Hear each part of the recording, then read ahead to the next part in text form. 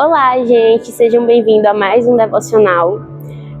Eu me chamo Ruth Sofia e hoje eu vou falar sobre a desobediência. E o tema que eu trouxe foi: a desobediência gera resultados ruins. Bom, eu vou falar sobre a história de Ló, né? Ló e sua mulher, que se passa em Gênesis 19. E eu acho que não todos, mas alguns sabem que o capítulo se inicia com dois anjos chegando à cidade de Sodoma e Gomorra, e lá na porta da cidade, Ló, ele estava sentado, né? E esses dois anjos, eles chegam no período da noite, e assim que Ló os avista, ele vai logo receber. Assim que Ló os recebe e tudo mais, ele os convida para ir para a casa dele para poder se abrigar por aquela noite. Só que eles recusam e falam que vão ficar por ali mesmo, mas Ló continua insistindo. Eles, assim que chegam na casa de Ló, eles perguntam a Ló: você tem mais alguém na cidade? Genro, filhos ou filhas ou qualquer outro parente? Tire-os daqui, porque estamos para destruir esse lugar. Ló, por vez, foi falar com seus genros, né, dizendo: saiam imediatamente deste lugar, porque o Senhor está para destruir a cidade. Mas seus genros achavam que era brincadeira dele e riram, né?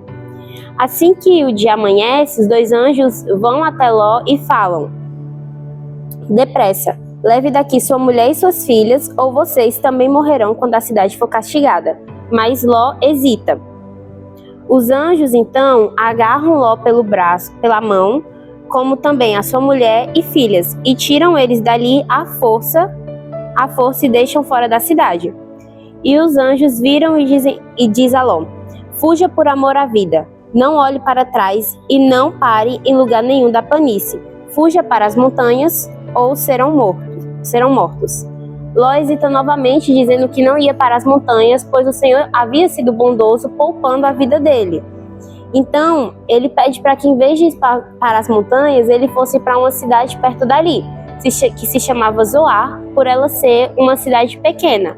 Mas, certamente, se ele fosse para lá, estaria salvo. Após Ló chegar a Zoar, o Senhor destrói Sodoma e Gomorra, com enxofre e sal.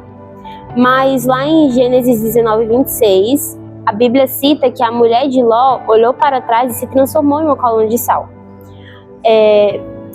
A mulher de Ló desobedeceu, porque lá no início não, mas bem antes no capítulo, os anjos a avisavam que não era para eles olhar nem para trás e nem para parar em nenhum lugar da porque certamente se eles fizessem isso, eles morreriam. E vamos lá para 1 Samuel 15:3, que eu trouxe outro exemplo de desobediência para vocês. Bom, 1 Samuel 15:3 diz o seguinte: agora vão, ataquem os amalequitas e consagrem ao Senhor para a destruição tudo o que lhe pertence. Não os poupem. Matem homens, mulheres, crianças, recém-nascidos, bois, ovelhas, camelos e jumentos. Bom, aqui o Senhor dá uma ordem bem clara para Saul, né? Esse exemplo que eu trouxe foi sobre Saul. E nesse versículo o Senhor dá uma ordem bem clara e objetiva a ele, que era para matar todos os amalequitas, sem poupar nenhum. E mais para frente, né, adiantando um pouquinho, lá no versículo 8, diz o seguinte: capturou vivo Agag, rei dos amalequitas, e exterminou o seu povo. Mas Saul e o exército pouparam Agag e o melhor das ovelhas e dos bois, os bezerros gordos e os cordeiros. Pouparam tudo que era bom, mas tudo que era desprezível e inútil destruíram por completo. Bom, Saul, ele desobedece ao Senhor, uma ordem que foi dada por Deus, né? Poupando a vida de tanto do rei dos amalequitas, tanto de todos os outros seres viventes, ou então qualquer outro objeto que era bom, e destroem tudo que era inútil para eles. Inúteis para ele. E essa desobediência de Saul gerou grandes resultados ruins na vida dele, né? Como a perca do seu reinado. Porque depois dele ter desobedecido, o Senhor fala, numa conversa com Samuel, lá no versículo 11, o Senhor fala: arrependo-me de ter posto Saul como rei, pois ele me abandonou e não seguiu minhas instruções. O Senhor, ele fica muito triste após de dar uma instrução para a gente desobedecer, ou então não fazer completo, certo? Então, eu queria falar mesmo, obedeça, porque desobediência vai gerar grandes resultados ruins na nossa vida. E agora eu trouxe outra para vocês, que é lá em Gênesis 2, no versículo 16, que diz o seguinte: e o Senhor Deus ordenou ao homem: coma livremente de qualquer árvore do jardim, mas não coma da árvore do conhecimento do bem e do mal, porque no dia que dela comer, certamente você morrerá. Aqui o Senhor, ele dá uma ordem muito clara e muito objetiva, com esperança de que Adão, porque aqui Eva ainda não estava, né? E ele realmente esperava que Adão seguisse.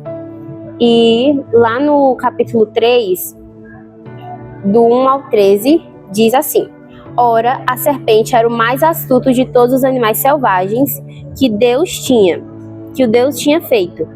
E ela perguntou à mulher: foi isto mesmo que Deus disse? Não comam de nenhum fruto da árvore do jardim?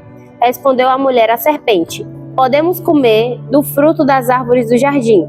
Mas Deus disse: não comam do fruto da árvore que está no meio do jardim, nem toquem nele, do contrário vocês morrerão. Disse a serpente à mulher: certamente não morrerão. Deus sabe que, no dia em que dele comerem, seus olhos se abrirão, e vocês, como Deus, serão conhecedores do bem e do mal. Quando a mulher viu que a árvore parecia agradável ao paladar, era atraente aos olhos e, além disso, desejável para dela se obter discernimento, tomou do seu fruto, comeu-o e deu ao seu marido, que comeu também. Os olhos dos dois se abriram e perceberam que estavam nus. Então juntaram folhas da figueira para cobrir-se.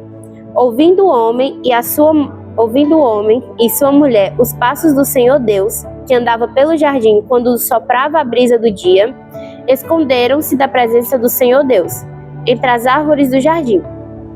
Mas o Senhor Deus chamou o homem perguntando: onde está você? E ele respondeu: ouvi teus passos no jardim e fiquei com medo, porque estava nu. Por isso me escondi. E Deus perguntou: quem lhe disse que você estava nu? Você comeu do fruto da árvore no qual eu lhe proibi comer?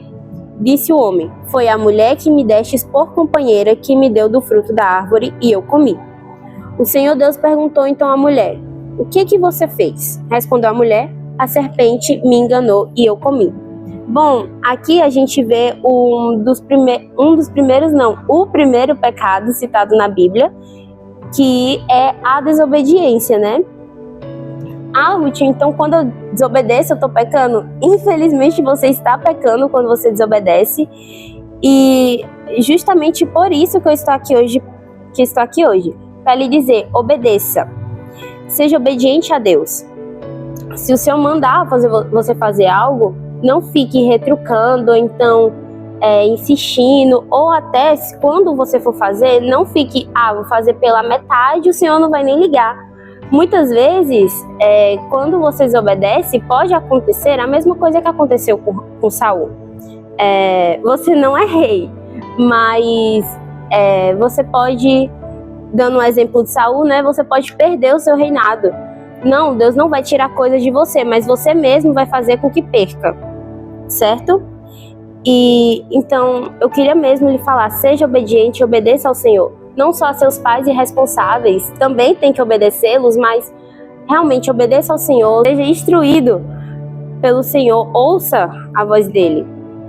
Realmente leia a palavra, se blinde, faça jejuns e realmente esteja muito sensível ao que o Senhor quer falar com você, certo? Para eu poder finalizar, eu queria pedir para que abrissem Deuteronômio 31:6, que diz o seguinte: sejam fortes e corajosos, Não tenham medo, nem fiquem apavorados por causa delas, pois o Senhor, o seu Deus, vai com vocês. Nunca os deixará e nunca os abandonará.